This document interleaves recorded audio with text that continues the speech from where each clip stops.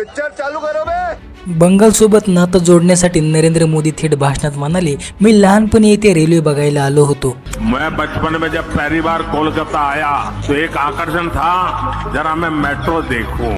तर मित्रांनो, दुःख तर या गोष्टीचं वाटतं. नरेंद्र मोदी यांचा जन्म 17 सप्टेंबर 1950 रोजी झाला आणि पश्चिम बंगालमध्ये रेल्वे ही 1984 झाली. म्हणजे तेव्हा नरेंद्र मोदी हे 34 वर्षाचे होते. मग नरेंद्र मोदी हे बालपणी काय 34 वर्षाचे होते तेव्हा ते पश्चिम बंगालमध्ये गेले होते. अच्छे दिन आने वाले है, हर साल 2 करोड नोकरी, 15 लाख हर खाते में, हे सगळे डायलॉग तुम्ही नक्की ऐकले असतील. पण एक मोठा प्रश्न, हे सगळं खरंच झालंय का की फक्त पॉलिटिकल स्पीच होतं? आपण एक कंट्रोवर्शियल शब्दावर बोलणार आहोत, तो म्हणजे फेकू. नरेंद्र मोदी यांना हा टॅग का दिला जातो आणि तो खरं योग्य आहे का, तर आपण या व्हिडिओमध्ये पाहणार आहोत. त्याआधी तुम्ही लोकसंग्रह हे यूट्यूब चॅनल सबस्क्राईब केलं नसेल तर प्लीज सबस्क्राईब करा आणि व्हिडिओ नक्कीच जास्तीत जास्त लोकांना शेअर करा. तर मंडळी, फेकू या शब्दाची सुरुवात, हा शब्द पॉलिटिकल विरोधकांनी वापरायला सुरुवात केली. ह्याचं मिनिंग आहे, जो मोठे प्रॉमिस करतो तो पूर्ण करत नाही. नरेंद्र मोदी यांनी ॲग्रेसिव्ह कॉम्प्लिमेंट केली 2014 या साली. तर मित्रांनो, आता तुम्ही विचार केलाय का, नरेंद्र मोदी यांनी 2014 पूर्वीच एक मोठी घोषणा सुरुवात केली होती आणि त्याच्यावरच ही निवडणूक देखील त्यांनी पार पाडली. जेव्हा निवडणूक 2014ची लागली तेव्हा प्रत्येक खात्यात आम्ही 15 लाख रुपये देणार अशी मोठी घोषणा त्यांनी केली होती. 15 लाख प्रत्येकाच्या खात्यात, हा सर्वात फेमस क्लेम होता. लोक म्हणतात मोदींनी प्रॉमिस केला, पण सपोर्टर म्हणतात तो ॲक्च्युअली ब्लॅक मनी संदर्भात मेन पॉइंटर होता. पण याची रिॲलिटी आहे, कोणालाही 15 लाख रुपये अजून देखील मिळालेले नाहीत. त्यामुळे ऑपोजिशन हा मुद्दा नेहमीच उचलून धरतात.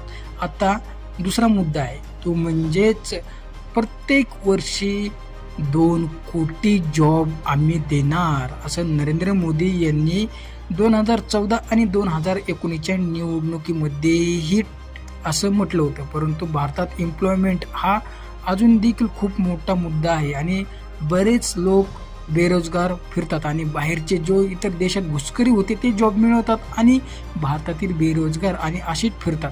आता विचार केला आहे का, प्रत्येक वर्ष 2 करोड नोकऱ्या हा आपल्या युवा पिढीला दिल्या जातात का? याचं उत्तर आहे नाही. तर रिॲलिटी काय आहे माहिती आहे, ह्या सेक्टरमध्ये ग्रोथ झाला पण एम्प्लॉयमेंट रेट डिबेट अजूनही झालीच नाही. म्हणजे काय, 2026 मध्येही अजून बेरोजगार लोक फिरत आहेत. म्हणून विरोधक चांगली मोठी बाजू उचलून धरतात आणि म्हणतात नरेंद्र मोदी हे फक्त फेकू आहेत, लोकांना वेड्यात काढतात. असंच चालू आहे, हे तर तुम्ही ऐकलंच असेल. आता मित्रांनो, ब्लॅक मनी परत आणणे, स्विस बँकमधील पैसा परत आणायचा प्रॉमिस नरेंद्र मोदी यांनी केलं होतं, परंतु तो ब्लॅक मनी परत आला का? नाही. तर उलट काय झालं, मोठाले जे व्यापारी आहेत, जसं की तुम्ही विचार केला अंबानी असेल, अदानी असेल, यांच्यात घशात पैसा गेला, परंतु ब्लॅक मनी काय वापस आला नाही. आता नंतरचं महागाई एवढी वाढली की देशात महागाईने थायमानच घातलं. कॉमन मॅनसाठी बिगेस्ट इश्यूज काय आहेत माहिती आहे?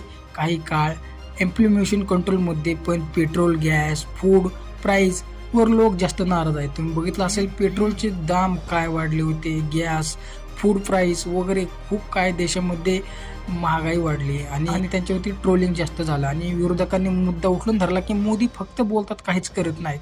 म्हणून नरेंद्र मोदी यांना फेकू म्हणतात. इथेच जास्त नरेंद्र मोदी यांना अजून ट्रोल देखील केलं गेलं जातं. तर मित्रांनो, आता डिजिटल माध्यम तुम्ही बघितलं तर डिजिटल माध्यमांमध्ये सुधारणा तर झाली, UPI पेमेंट्स वगैरे जे आहे त्याच्यामध्ये सुधारणा झाली, परंतु जे नरेंद्र मोदी यांनी आश्वासन केलं होतं त्याच्यामध्ये मात्र तिथे काहीही कंट्रोवर्सी दिसून आली नाही. म्हणून नरेंद्र मोदी यांना फेकू म्हणतात, ह्यात काही वाद नाही. परंतु आता तुम्ही विचार केला आहे का, नरेंद्र मोदी यांचे वादे पूर्ण झालेत का?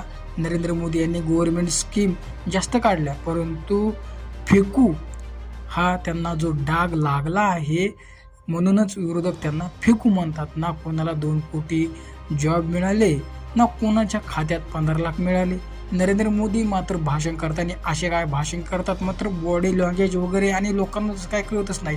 ते सुरुवातीला तुम्ही बघितलं असेल व्हिडिओच्या पार्टमध्ये की म्हणतात की पश्चिम बंगालमध्ये मी लहानपणी आलो तर त्यांचा जन्मच झाला होता मंडळी 1950ला, आणि ते सांगतात की मी फिरायला 1984मध्ये इथं रेल्वे बघायला आलो होतो. तर म्हणजे किती फेकतात ना, हे मात्र लोकांना नक्की समजलं आहे.